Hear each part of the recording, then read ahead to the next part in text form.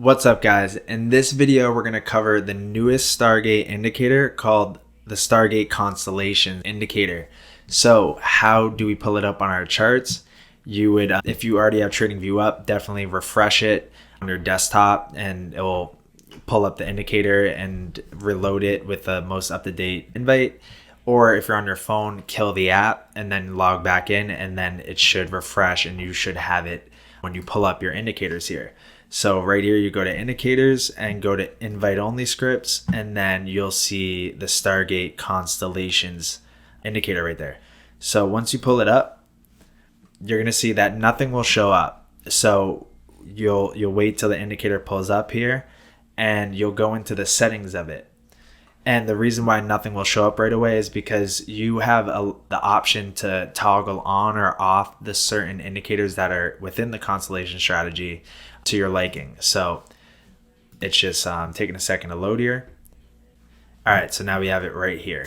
So how to pull up the settings? You can just double click on the indicator right here, and now it'll pop up. So all this stuff down here, you don't have to worry about it. Don't worry about any of this stuff.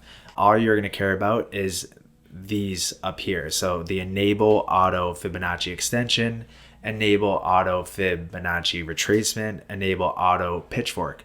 So there's going to be a lot more other indicators that are going to be in here, and I'll show you what else will be in here. You'll have automated chart patterns that you'll be able to click on. So all these indicators that basically just auto pull up chart patterns on your chart will be within the Constellations indicator.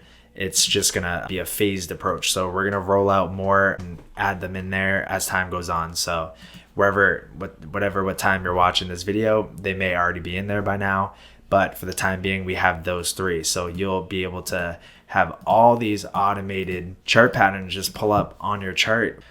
The biggest kind of problem I see a lot of people face is, all right, like maybe they know what a falling wedge is, but they don't know where to draw it from. Or maybe they don't know what a falling wedge is, right? So you don't even have to worry or guess anymore or spend even the time drawing the trend lines and the chart patterns. If you're experienced enough to know how to do it, you don't even have to waste the time of doing all that anymore. This automatically is going to pull it up. And the reason why we call it the Constellations is because it just looks like a bunch of constellations. So this will be in here in the future, but for now it is not. So let me hide these and we'll show you what's in there right now. We're going to start off with the first one, the auto Fibonacci extension. So once you click it, it will automatically pull it up on your chart, and you can see it's playing out right here. So what it did was it took this high to this low to this lower high, and then it drew the areas, so these Fibonacci extension levels, that if the price continues to go lower, this is where it could extend to, and it hit it to a T. It went right to the golden ratio 0.618, and we bounced on that level, and we're starting to kind of grind our way up through these Fibonacci extensions and try to break up through this past high here, and then we'll start seeing about Fibonacci retracements back to the upside. But that is how it works. So if you were to do it manually, so it would be like from here to there like that, right? So that's how it would be manually. And it seems a little bit off, but that's because there's a couple different parameters that we had put in this auto fib, but trust, that one works the best. So that's what it is. So it saves you the time of knowing, like, oh, well, where do I pull it at first? Do I pull it here or here first? And then where do I go to down here? And then where do I drag it up to? You don't have to worry about it anymore. It's done for you. So when you change time frames, it will change the Fibonacci extensions based off of that as well too. So if you broke down below like any of the Fibonacci levels, just change the time frame and then find one that, lines up well. Like this one lines up perfect, because this took this high from here down to this low, down to this high. You stretch it out, and we had fell perfectly to the 786 down here. So this drew it perfectly. It took this high to this low to this high, and then it drew the extension levels to where this move could keep falling towards and extend to. So we hit the 786, and thank God we held that level, because that's the last Fibonacci until down here. And now we're slowly grinding our way up to try to take out these levels again. So just change the time frames. You can switch it for long-term trading, swing trading, day trading as well too. And that's how it works. So if you break past the 1, this is where you could extend to on the upside.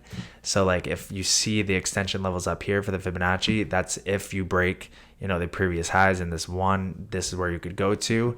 And then for the example of like in a downtrend extension, you can see that it came down, it came up. This is if you were to break the 1 here, then you would, extend down to crazy levels. So that's the Fibonacci extension. Now, if we were to click the Fibonacci retracement, you could click both and both can stay on your chart. So I don't like to have everything kind of on at once. Like if we were to click all these, it'd be a little messy. So I kind of take it one at a time, work my way through it.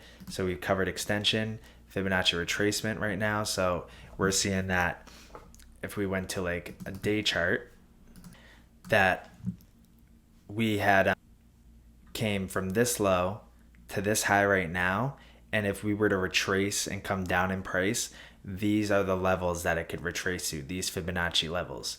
So that's what we're watching for that. That's the automatic Fibonacci retracement. So if we go down to like a 12-hour, let's see if it's different, right? So you can see that it's different. So it takes this low to this high. We could, if we fall from this point, we could retrace to these levels. And then if we break up through this level, we can then extend to these levels. So it kind of acts as both in some ways sometimes. So I'm going to throw on both for right now. And sometimes you get the best picture actually looking at it like this, because you could be like, all right, if I break through this 1 here, then this is where I'll extend to. If I get rejected from this 1 and I come down, this is where I could, find support. And then if we break the 1 here, this is where we could fall and extend to on the downside. If we break this 1 up here, this is where we could start rallying and extend to on the upside. So maybe having both on is actually a good move. So that is that. And then now let's look at the auto pitchfork. It's kind of like the Fibonacci's in a sense, but like a trend channel type of thing. So I'm going to go to a 8-hour chart and we're going to take a look here. So we were rising in this pitchfork and you can see the areas of, resistance and support. And when we break down below it, now it's going to act as resistance. So everything's really support resistance, kind of measuring the trend, the strength of the trend here. Like this was trying to gain momentum, but we pulled back from it, and definitely change the time frames to have it fit the best, right? So like if this was in a downtrend, we had this going like this, but then we just broke up and we're getting out of this pitchfork. So on like the 1 hour, we're kind of changing the trends from being in a massive downtrend. But let's see about like the 4 hour. So the 4 hour is in an uptrend and we broke down from it. So let's check the 2 hour. So the 2 hour, we're still in that downtrend. So like between the 4 and the 1, we're out of the pitchfork, but on the 2 hour, we're right in it. So I would be like, all right, if we break above this green one, then we're likely going to test this blue one. If we can break above there, then now I'll probably go to like the 3 hour and like 4 hour and kind of see where the pitchfork is lying at that point, or even the 1 hour, because I'm sure if we break up like this, then the pitchfork will change and go like that, and then you can measure the trend in that way. So that's the Stargate Constellations indicator, guys, and all these other ones will be on here too. Just give us a couple more weeks for it. It takes a lot of time to do these things, but all these are going to be in here for you, and it's going to measure literally every chart pattern, Elliott waves. We already got the Fibonacci's and so many more things that this will all be covered. And this is like everything that we cover in the Olympus course program. And it's good to learn it and really understand it. But now, like as far as applying it, it's automated for you.